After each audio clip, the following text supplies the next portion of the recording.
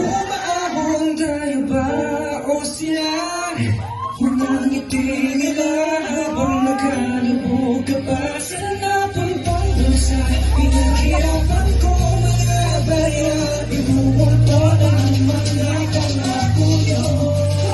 Makinig ko. Tao ko, nandiyan po ba kayo sa loob?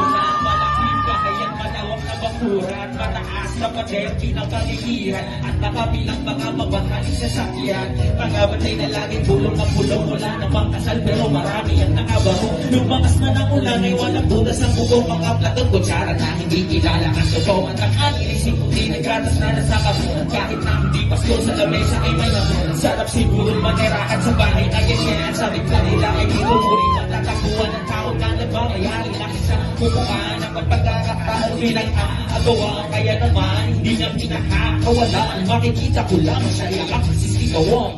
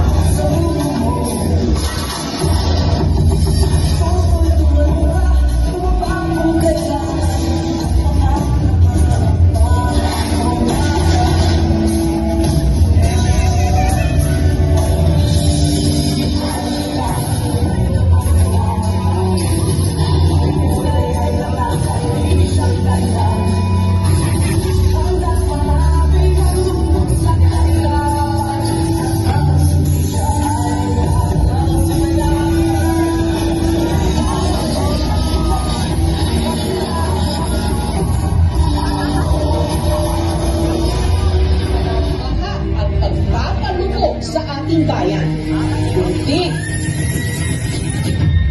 kasakiman. Pumakbong ang bulat sa kabinete ko! Baka naman ang mga negosyo, bayan ang narinig puminika!